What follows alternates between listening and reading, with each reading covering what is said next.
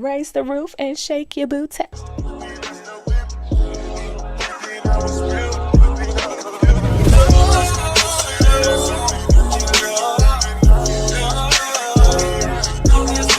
Hello everybody, welcome back to my channel. If you're new here, my name is Imai and today is Saturday. At the end of January, I put up a poll on my community tab. Check my community tab for updates, weekly updates, anything you want to see, any questions you have, check my community tab or follow me on Instagram. That's where all my updates are. We put up a poll and you guys voted for either Valentine's Day episodes for February or shows with black lead characters. February started. On Tuesdays, I've been doing Valentine's Day videos because they're easier. Also, I have my mic down here today. I just felt, you know.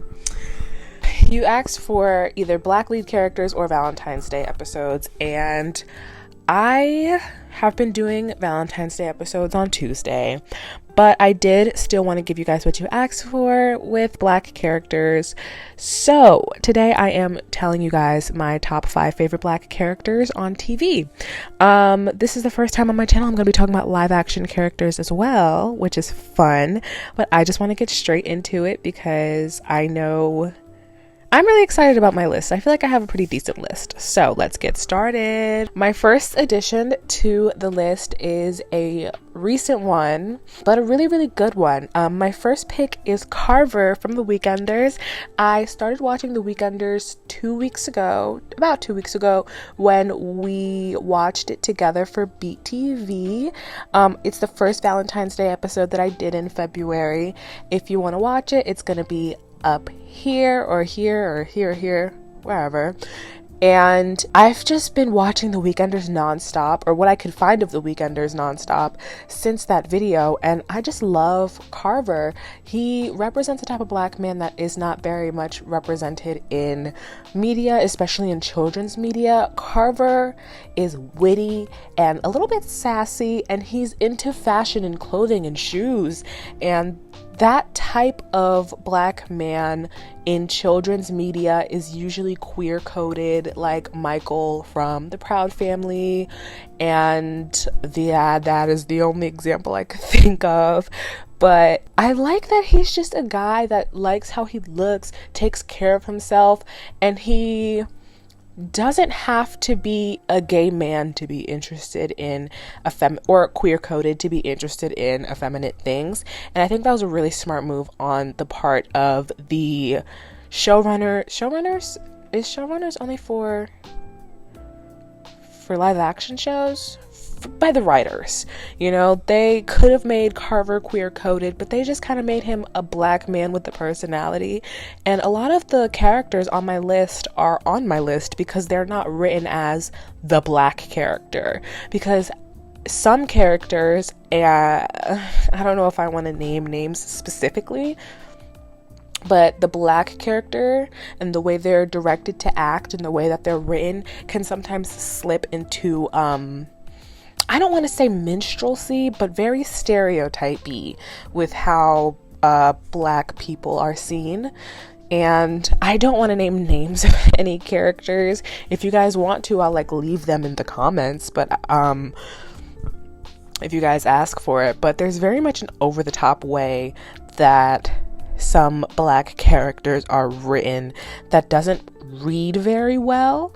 And Carver was just like one of their friends who just so happened to be black, which is really, really cool. I liked that they did that. I liked that they wrote him to be a bit more on the feminine side without him being queer coded. He's just a guy that likes fashion and things like that. And I think that's a good representation for young black men to have, that they don't have to be, you can like whatever you like. It doesn't mean anything more than that's what you like. And I think that was really cool. So it's a new addition to the list. But I think it's a good addition to the list because we don't get to see characters like Carver a lot. Also, side note, it took me a long time to realize that Carver has the same voice actor as Wilt from Foster's Home for Imaginary Friends. And I'm really good with voices. That's not something that happens to me often. I usually know, but it took me a really long time to figure that out. But no, if you haven't seen The Weekenders, it's a really good watch, and Carver's a really, really good character, and I do suggest you watching the show because it's an amazing show, and Carver's an amazing character. Next on my list is Susie Carmichael from both All Grown Up and Rugrats.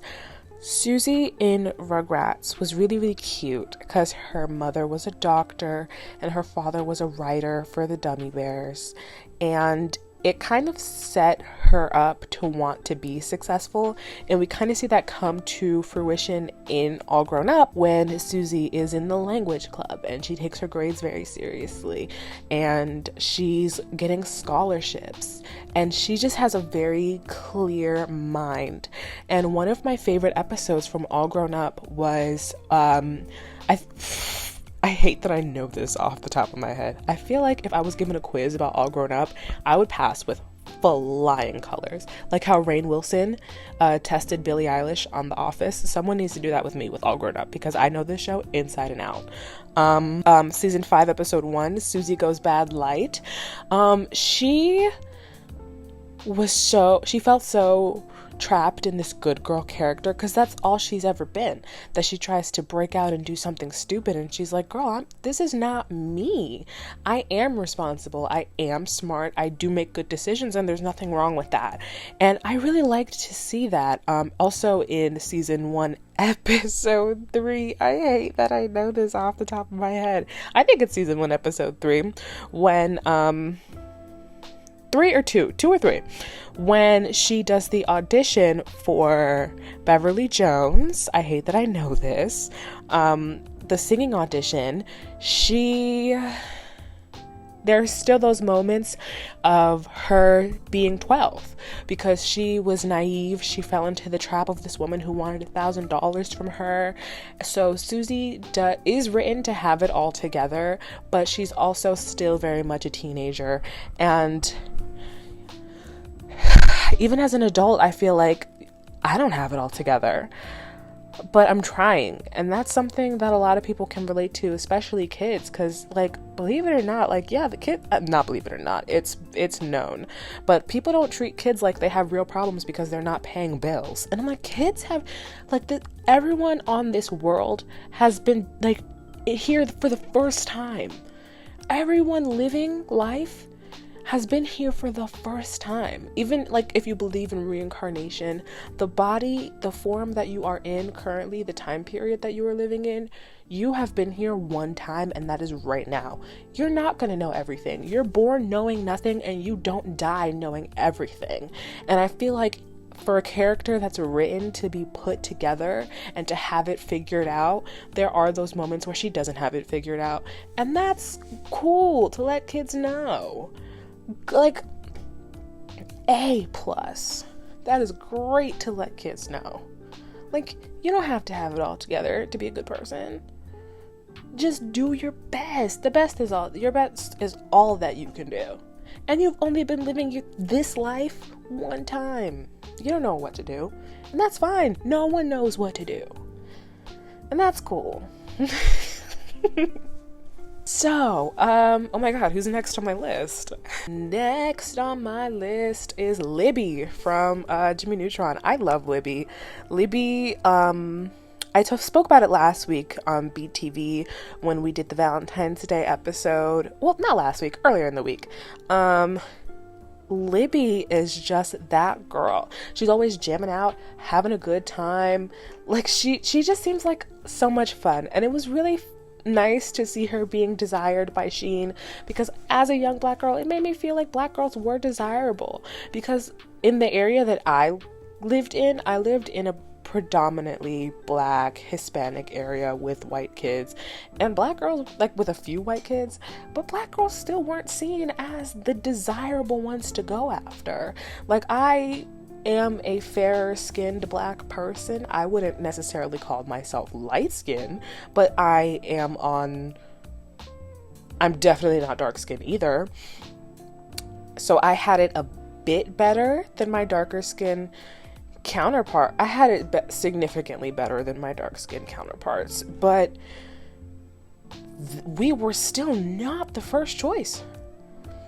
in a school where maybe like 5% of the people who went there were white. We still were not the main choice, being the main group of people at that school, or at the schools that I went to. So to see Libby, a dark-skinned black girl with natural hair, be desirable.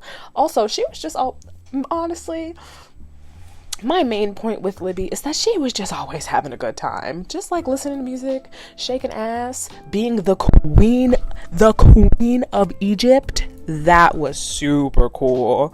That is like one of the like top 3 episodes of Jimmy Neutron that will always stick out in my head, is Libby with those mummies making them raise the roof and shake your booty.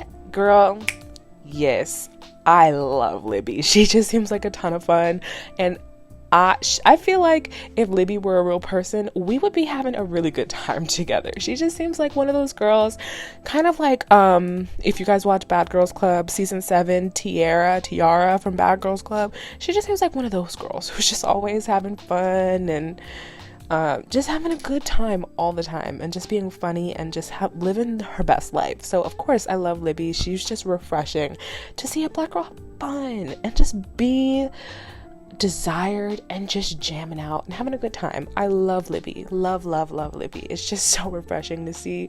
She's just so happy, and I just love it. I love it so much. Next on my list is actually a villain, Miranda from As Told by Ginger.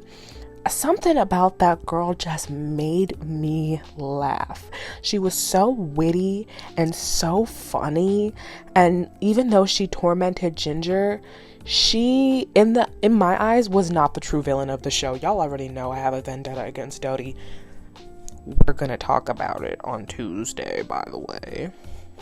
Watch out for it.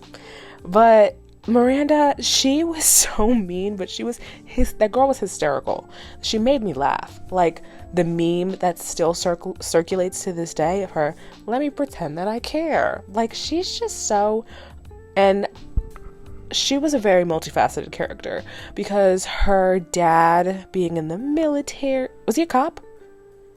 He was a cop, but she was sent to military school, and just seeing how insecure Ginger made her, because we know Miranda was originally written to be a white character as well as Darren, and they changed her race last minute, and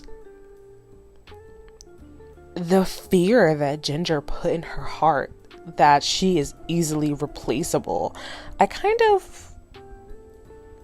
As a kid, I kind of thought it's like, not as a kid, I guess when I was rewatching it in like middle school, it kind of made me think like, is she so threatened by Ginger because Ginger's a white girl? Like, what the fuck do we see in Ginger? But just to see like how low-key insecure Miranda is when it comes to Ginger, and how threatened she is by Ginger and her friendship, it's kind of like seeing her in a more vulnerable state. Like, she feels like all of this can be taken away from me. And that was really interesting to see, because I understand why Miranda felt the need to treat Ginger that way and felt the need to assert her dominance to keep her place in Courtney's life. But I don't know. Overall, I just think she's a very complex character. And a lot of things went undiscussed about Miranda's character. I really wish we got more into why she felt as if she was so replaceable, and what made her feel so threatened by Ginger, who was just this lower middle class girl who was just sweet and charming. She felt she had to be mean to keep her spot next to who she called her best friend, just to maintain the status and wealth that came with Courtney. I wish that was talked about more in the series, and that we dove deeper into Miranda's character, because even at the last episode of the series finale, we don't get to see Miranda as an adult at Ginger's book reading. We see Dodie with Chet Zipper and their baby. We see Ginger with Darren and their baby. We see Macy with, I want to say Dodie's brother and their baby. And we know that Courtney's family lost all their wealth, but what the hell happened to Miranda? That's what I want to see. I think there were so many opportunities to make Miranda a more prominent character and a more developed character than just mean and threatened by Ginger. So I wish that we had explored that more. But yeah, I love Miranda, and I want to know more about her. And that's kind of what makes me like her so much, that I don't know. And we kind of won't know. But I love Miranda, for sure. I don't know how many characters I've done so far. Was Miranda number 3 or number 4? We did Carver, we did Libby, we did Miranda, and we did Susie. Oh my god, I said I would talk about live action characters and I haven't named one yet. Jesus. Before we get to our last character, I know this was a top 5 list, but this is just becoming 5 of my favorite characters. I want to throw out some honorable mentions. Wyatt from 16. Same thing with Miranda. I wish we knew more about him rather than music and coffee. And his obsession with Serena. Love Wyatt. I don't care what none of y'all say. Darwin from Gumball is black. Don't argue with me. Argue with Cartoon Network. That is a black man. I can't lie to y'all. Don't get mad at me. I've never seen Static Shock or Fillmore. But if you want to watch it, we could watch them. But I've never seen Static Shock or Fillmore. I gotta take the time to watch them. Zayday from Scream Queens. Love Scream Queens. Love Keke Palmer. Love Zayday as a character. She does remind me a lot of Susie with her ambition, but she does have that over-the-top quality that I'm not big on with black characters, but I do love Zayday. I haven't seen Glee, but I haven't seen a lot of Glee, but I do know that Mercedes was an amazing character, the way she was written. I know she was underappreciated as an artist compared to Rachel, and she did great duets with Naya Rivera. Rest in peace to that beautiful soul. But Mercedes, also an honorable mention. I'm sorry, I'm looking down at my phone because that's where I have it all. Brock from Braceface, he was just kind of funny. He had his little moments, but I did love Brock. Wilt from Foster's Home, that is a black man, don't argue with me. And maybe that's it for honorable mentions. Maybe. Oh, before we get honorable mention, homegirl from Buzz on Maggie, who was played by Cree Summer. What was her name? That was a queen right there. Also, the Buzz on Maggie had one of the best theme songs of all time. Raina from the Buzz on Maggie. Love you, girl. We need to watch the Buzz on Maggie together. Last person on my list, unarguably one of the biggest influences on my childhood, Raven Baxter. I think Raven-Symoné is a powerhouse. She's an amazing actress, an amazing comedic actress, and Raven was just... I think casting Raven on that show was probably one of the best, if not the best decision that Disney has ever made. Raven she was funny, she was versatile, I don't even know if I have the words to describe how big of an influence. I feel like Disney Channel would not be anything without Raven-Symoné. She did Cheetah Girls, she did That's So Raven, she's doing Raven's Home. Like, the influence that one show, like the spin-off, Corey in the House, and her influence on the entire network, and even just on children's television in general. Like, we know Raven got her start on The Cosby Show, and just as she grew up, just all of the amazing things that she's done for Disney. Even the underrated stuff is still really good, like The State of Georgia, which is a really good show. I actually really liked that show. I watched it as it was airing, and no one knew about it, but I really did like that show. I think it only had 1 season though, but just the influence that Raven had on Disney Channel, and the character itself, like, she was into fashion. One thing I really did not like about her character though is that in season 2, and forward, when she started to grow into her figure more, get a bit bustier, they said this fashion girl is going to wear long sleeve button up shirts and flare jeans. And it's like, how is this the fashion girl when all you're putting her in is jackets? There are teen girls who are busty. And it's like, yeah, Disney's a family channel. They have to be more appropriate for their audience. And it's like, there are cute, appropriate outfits for busty teenagers. There are thick girls out there. How are you making her the fashion character and you're putting her in 12 different versions of the same outfit? It's all button-ups and flare jeans. No blouses, no nothing. It's like, where is the flavor? So Disney really did drop the ball on that when Raven started to put a little bit of weight on her, but there are thick, busty teenagers. You should be able to lead and show these busty girls you can be a fashion girl with some boob and wear some cute clothes. They very much dropped the ball with that. They really did. But Raven, her character, the way it was written, the way she acted it, the acting in that show from Raven, there's no way that could be directed. That was all purely Raven-Symoné. And I think she is a powerhouse, and she's so insanely talented. And like, really, she does need to be given her flowers for building Disney Channel to what it is today, because none of these sitcoms on Disney or Nickelodeon would have, they can't even touch the greatness that was That's So Raven. And they had episodes about racism. They had an episode about body image. They talked about the important things as well, which was really best. One of the best TV specials of all time was Country Cousins, when she went to settle her family beef. That was a really good special too, with that Tyler Perry-esque character, like of her playing all the roles in the family. Insane, like just a wonderful actress, very talented, and just a great thing to see on TV. I was really happy to see that. So I think that's pretty much it. It is 10:47 at night on Friday night, so I gotta get this edited so y'all can see it tomorrow.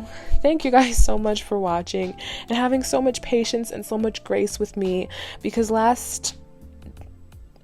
technically last night for me, because it's Friday, but Thursday when I posted my video about my relationship with food, I was really shaking putting it up and keeping the comments on. But you guys are so sweet and so supportive, and it really, really does like mean a lot to me that you guys cared about that and had such sweet things to say. So I do really want to say thank you for being so supportive.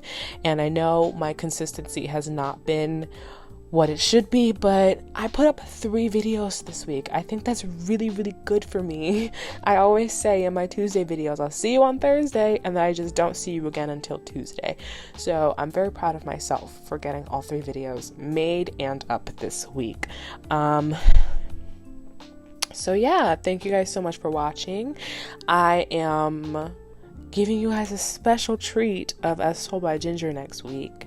And once again, we're shitting on Dodie. So either leave a comment with your guess of what episode we're gonna watch, or just wait until tonight when I post on my Instagram tomorrow's weekly lineup, or wait until Monday where it's going to be up for all of you who aren't following me on Instagram in my community tab. So thank you guys so much for watching, and I'll see you guys on Tuesday.